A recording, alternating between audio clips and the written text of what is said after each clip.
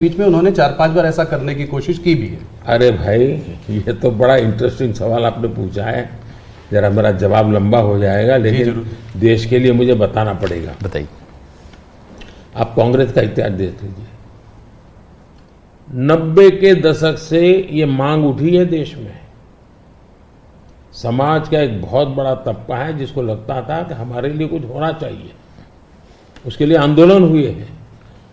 90 से पहले कांग्रेस ने पूरी तरह इस बात को खारिज कर दिया, उसका विरोध किया, उसको दबाने की कोशिश की है।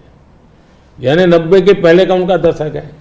फिर उनको जितनी भी कमीशन बने, जितनी कमेटियां बनाई, उसके भी रिपोर्ट्स ओबीसी के विचार के पक्ष में आने लगे। अब उनके सिफारिशों को भी वो नकारते रहे, रिजेक्ट करते रहे, दबाते रहे। 90 के दशक में उनको लगा कि भी अब इसको जरा उनकी वोट बैंक की राजनीति के अनुसार उसको टर्न दिया जाए। उन्होंने पहला पाप किया क्या? 90s के दशक में कर्नाटका में उन्होंने धर्म के आधार पर, आपको याद होगा, कर्नाटका में उन्होंने धर्म के आधार पर मुसलमानों को ओबीसी घोषित कर दिया। यानी देश के ओबीसी को नकारना, उस विचार को दबाना, उस विचार को रिजेक्ट करना, लेकिन राजनीति खातर मुसलमानों को ओबीसी घोषित कर देना। केंद्र से कांग्रेस गई, 2004 तक ये प्लान ठप रहा, उनका इरादा पक्का नहीं हुआ। 2004 में वो फिर आए, तो आते ही आंध्र में मुस्लिम को ओबीसी कोटा ये देना तय कर लिया। मामला कोर्ट में जाके उलझ गया।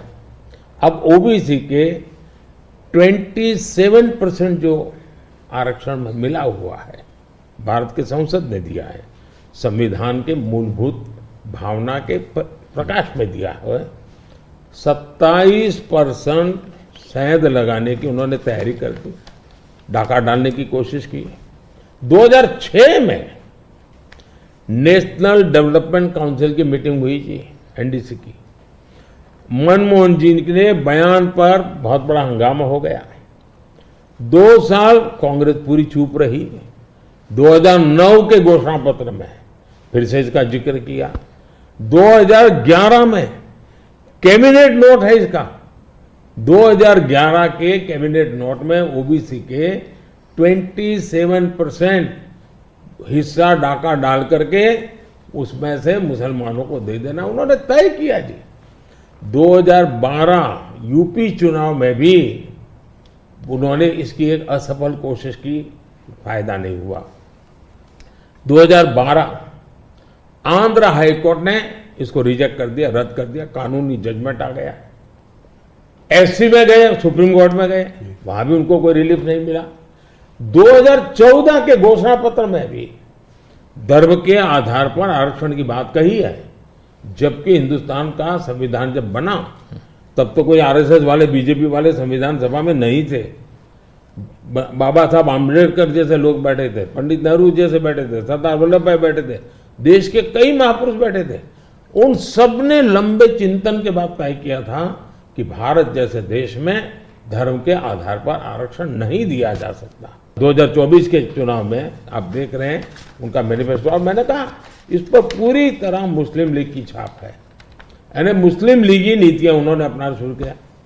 अब ये जो उन्होंने स्थितियां बनाई हैं, मुझे बताइए कि देश के लोगों को ये जिस प्रकार से संविधान की धज्जियां उड़ा रहे हैं, जिस प्रकार से लोग बाबा साहब आम्बेडकर को अपमानित करते हैं,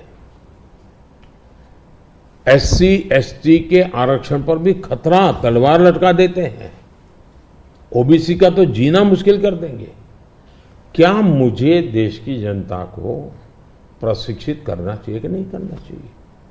मैं सभी जो भी विद्वान लोग हैं, जो कलम के धनी हैं, जो निष्पक्ष हैं, उनका ये दायित्व बनता है कि ऐसे समय देश को वो एजुकेट करें, सही चीजें बताएं।